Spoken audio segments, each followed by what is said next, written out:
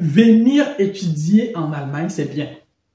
Mais forcément, parmi les questions que beaucoup de personnes se posent, c'est pourquoi est-ce que je devrais choisir l'Allemagne comme pays où je vais étudier? Quels sont les avantages qu'il y a à étudier en Allemagne? Et quels sont les avantages, quelles sont les possibilités qui s'offrent à moi après mes études en Allemagne? Dans cette vidéo, je vais partager avec toi 3 avantages qui, selon moi, sont assez déterminants pour le choix de l'Allemagne comme pays dans lequel tu vas venir étudier. Et je parle ici à partir de ma petite expérience personnelle, de mes observations personnelles. Moi-même, bientôt, je vais terminer mes études, certainement en début 2025.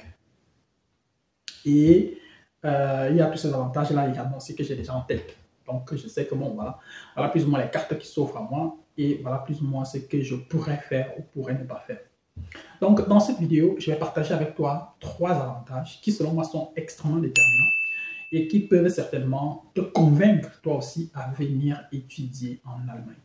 Que tu sois au Cameroun, en Côte d'Ivoire, Sénégal, en RDC ou je ne sais dans quel autre pays que j'ai oublié de citer, cette vidéo, elle va certainement t'intéresser et elle pourra certainement te donner des informations qui vont t'aider à concrétiser ton projet de voyage. Si tu n'es pas encore abonné à notre chaîne, n'hésite surtout pas de t'abonner. Nous avons déjà publié plus d'une centaine de vidéos sur l'Allemagne. Et forcément, au cours des mois et des semaines à venir, nous continuerons de publier des vidéos sur l'Allemagne, sur des thématiques aussi diversifiées et aussi intéressantes les unes que les autres. Installe-toi et au cours des 10 prochaines minutes environ, je m'en vais partager avec toi 3 avantages déterminants qui vont certainement t'amener à venir en Allemagne pour poursuivre tes études.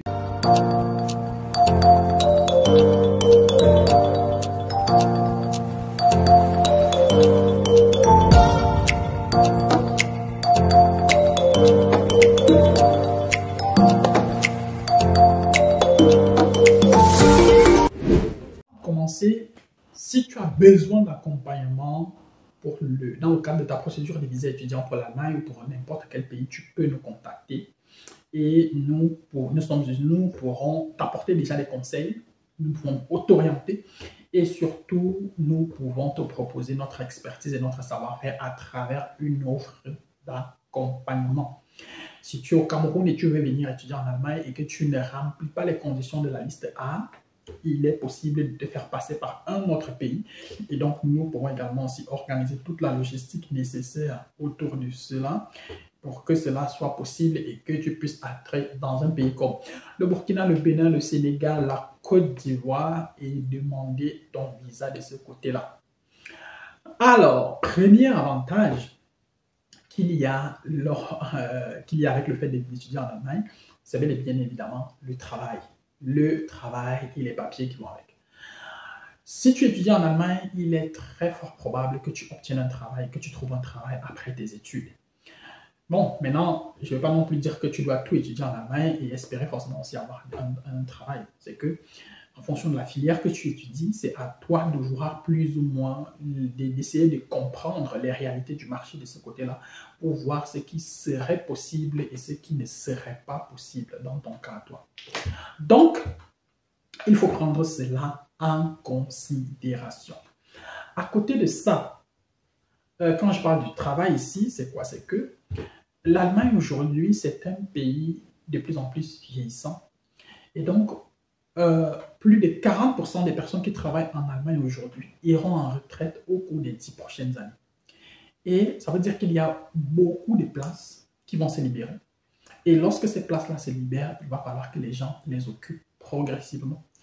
Et le fait donc d'avoir étudié en Allemagne peut faire en sorte que toi aussi, progressivement, tu entres dans une entreprise, peut-être par le poste le plus élémentaire, le plus basique possible, et progressivement grimper en échelon et espérer un jour peut-être aussi, toi aussi, atteindre des cimes qui vont plus ou moins te permettre d'avoir accès à des postes de responsabilité assez conséquents et donc de pouvoir toi également aussi être responsable à ton niveau. Donc, il y a toutes ces possibilités-là lorsque tu viens étudier en Allemagne. Mais je peux déjà vous garantir une chose, c'est que l'Allemagne, c'est la puissance, c'est la première puissance économique de l'Union européenne. Il y a énormément d'entreprises en Allemagne il y a énormément d'entreprises en Allemagne.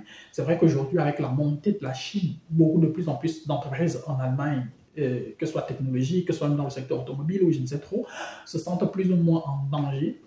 Mais c'est aussi le moment pour toutes ces entreprises-là de se repenser, de se redéfinir, de se repositionner, de redéfinir leur choix, leur portfolio produit, de telle sorte qu'elles puissent rester viables et qu'elles puissent survivre au cours des 10, 20, 50, 100 prochaines années sans qu'elles ne ferment. Donc, il y a du travail en Allemagne. Du travail, il y en a. Lorsque je vais terminer mes études l'année prochaine, quel que soit X, je vais trouver du travail. Ça, en fait, il n'y a aucun doute là-dessus.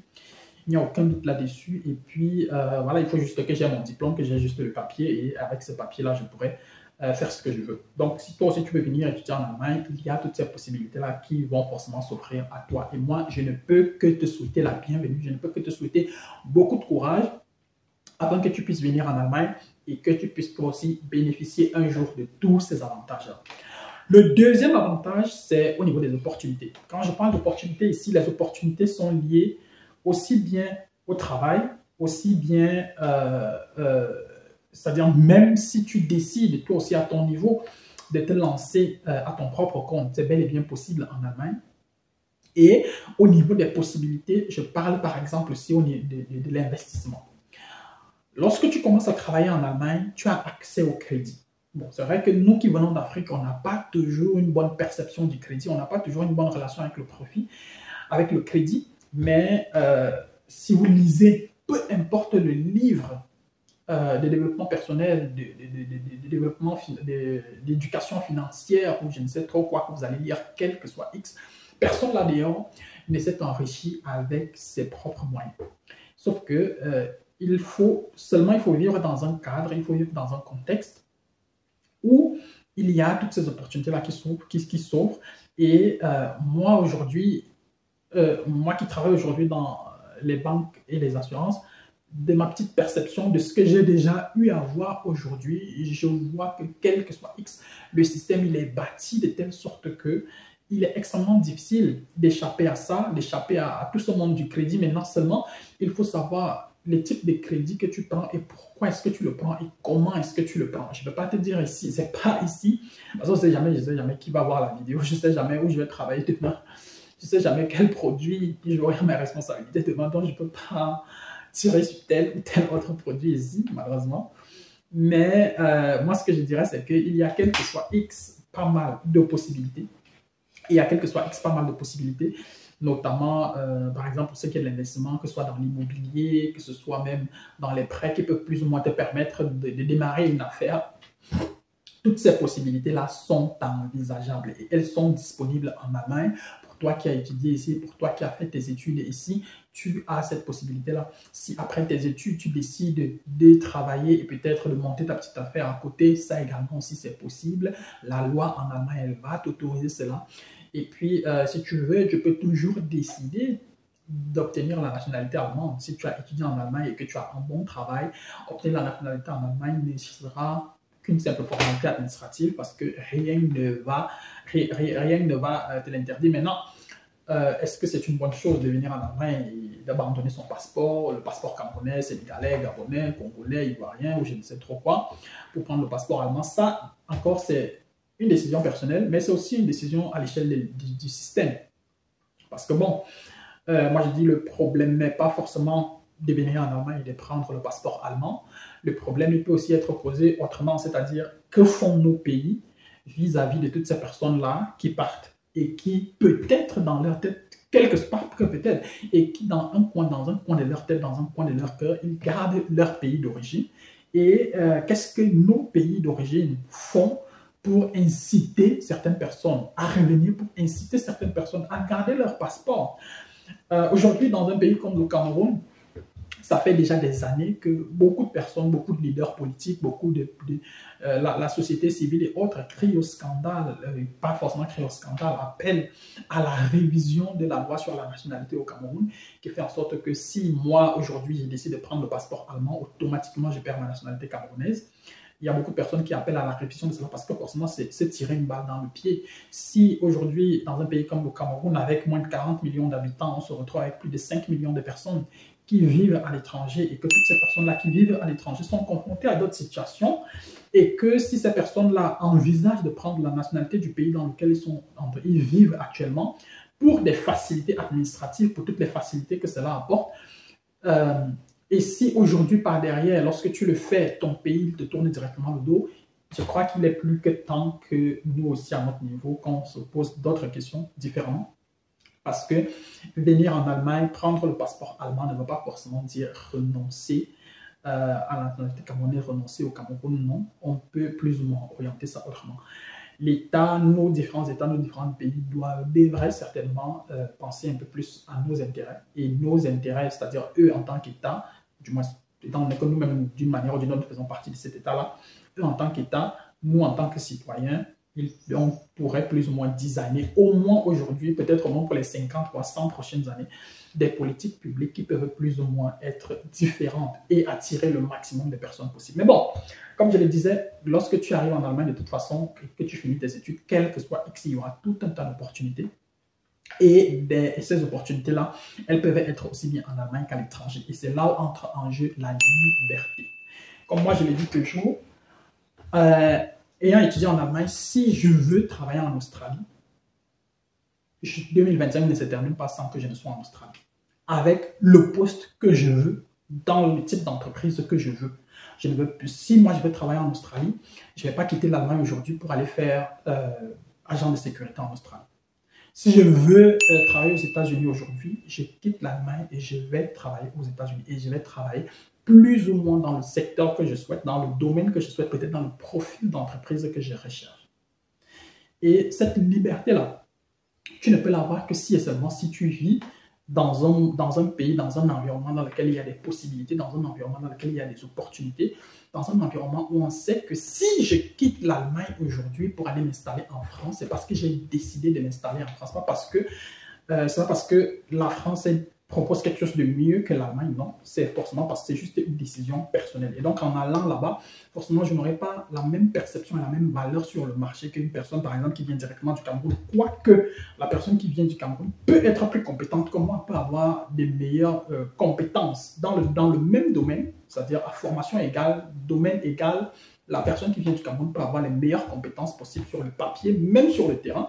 Mais moi qui viens de l'Allemagne, le fait que j'ai étudié en Allemagne, que je vis en Allemagne aujourd'hui, va forcément donner une autre valeur sur le marché. Toi et moi, on peut travailler exactement au même poste, toi qui viens du Cameroun, moi qui viens de l'Allemagne, et je suis sûr que je peux réussir à négocier un salaire avec 500 voire 1000 euros de plus que toi, parce que justement, toi tu viens du Cameroun, et on va forcément te voir au rabais. C'est malheureusement comme ça le marché, c'est pas moi qui le dis, c'est comme ça, c'est pas moi qui ai fait ces règles-là. Elles sont injustes, je le sais, mais c'est comme ça. Donc, il y a cette liberté-là qui va avec, qui fait en sorte que, voilà, si je veux aujourd'hui travailler à Dubaï, je vais travailler à Dubaï. Et moi, je ne vais pas travailler à Dubaï pour nettoyer les immeubles, pour nettoyer les chambres d'hôtel. Non, si je veux travailler à Dubaï aujourd'hui, je peux travailler à Dubaï dans le domaine que je veux. Si je veux travailler chez un concessionnaire automobile, je peux travailler chez un concessionnaire automobile à Dubaï aujourd'hui. Rien ne va m'empêcher de le faire. Et personne ne pourra me stopper de le faire parce que justement sur le papier, j'aurai les compétences qui vont avec. Et donc, du coup, je peux plus ou moins pousser les uns et les autres à me donner ma chance pour pouvoir montrer ce que je peux véritablement faire également aussi sur le terrain. Donc, il y a cette liberté-là qui va avec. Et puis, le passeport allemand fait partie des passeports les plus puissants au monde. Bon, quand je parle de passeports les plus puissants, c'est en termes de pays vers lesquels on peut voyager sans forcément demander un visa. Et donc, du coup, ça également aussi, c'est un gros avantage, le fait de savoir que aujourd'hui, si j'ai le passeport allemand, voilà, je peux entrer dans tel nombre de pays sans pour autant demander le visa, au moins pour un court séjour.